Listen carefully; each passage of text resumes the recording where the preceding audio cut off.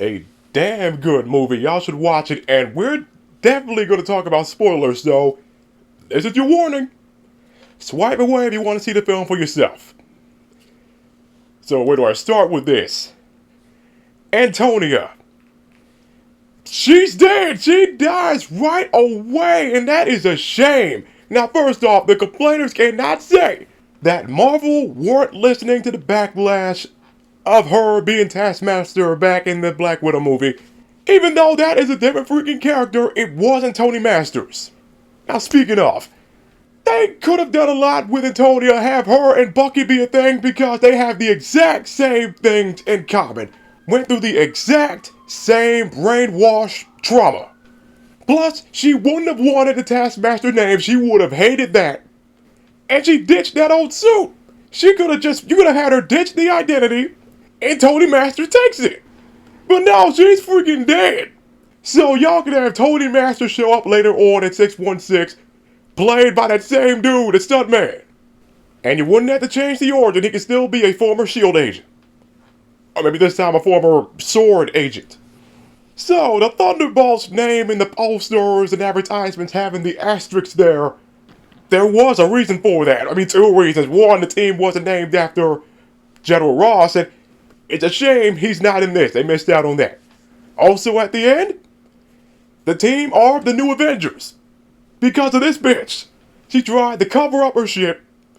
Because she was under investigation about to be impeached, she tried setting up Yolanda, Walker, Ghost, and Antonia to wipe out all loose ends. That didn't work. And then she tried to spin things around with using Bob because she thought no one survived Project Sentry. But he did. Tried to use him as a weapon, and of course, that went out of control. Void came out.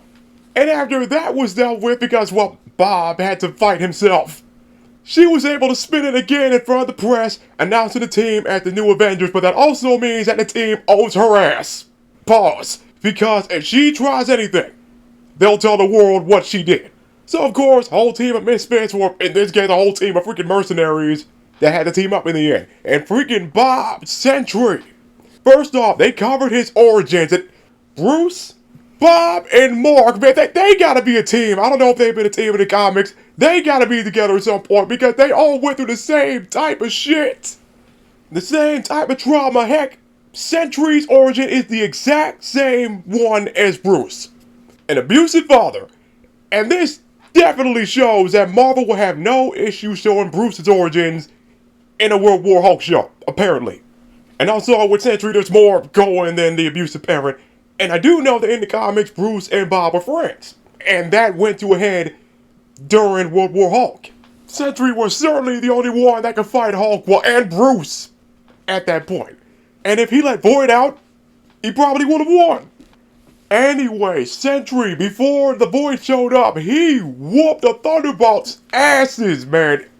Mostly super soldiers in that team, they all got whooped. And it was certainly an embarrassing loss because they had to retreat. And worse, Sentry let them retreat. Let them take the damn elevator. No one else in the MCU had such an embarrassing loss, except Loki back in Avengers 1. That was a worse ass whooping than Cavill Superman versus the rest of the JL. So later Void comes out because of Valentino's assistant.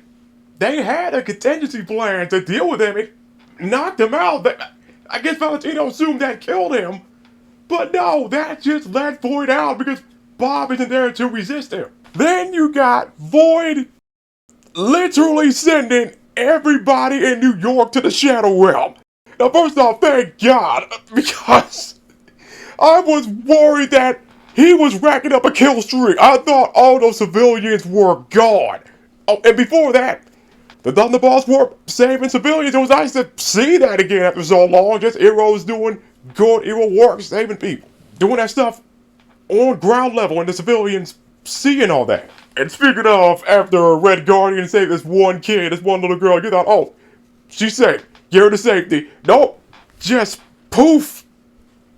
Almost in Red Guardian's hands, like she was just gone. And I gotta admit, that was funny. Just disappeared just like that. So of course, Yolanda went in after him and She's facing not her fear, her worst traumas in the Red Room.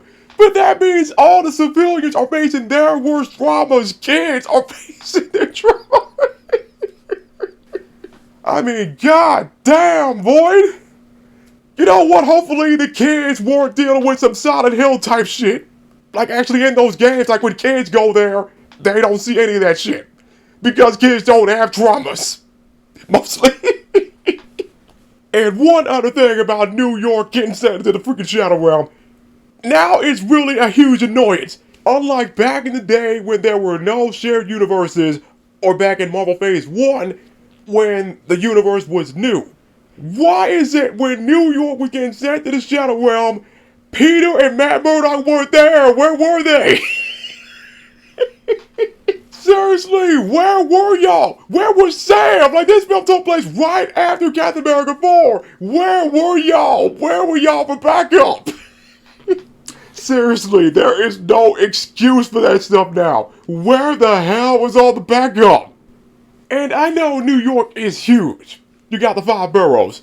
But, okay, Peter's from Queens. Hell's Kitchen is in Manhattan. New York City is in Manhattan. You're telling me Peter and Matt Murdock couldn't see what the fuck was going on at Stark Tower, Avengers Tower, because, yeah, Valentino bought the building. You tell me they couldn't see that from where they were and head on down there? Like, at the end of the movie, the Thunderbolts, the new Avenger, deserve to get all the freaking publicity. And in the credits, it was a funny thing, showing all these different newspapers, news articles and shit, saying, you know, people bashing on the new Avengers, saying, not my Avengers and stuff like that.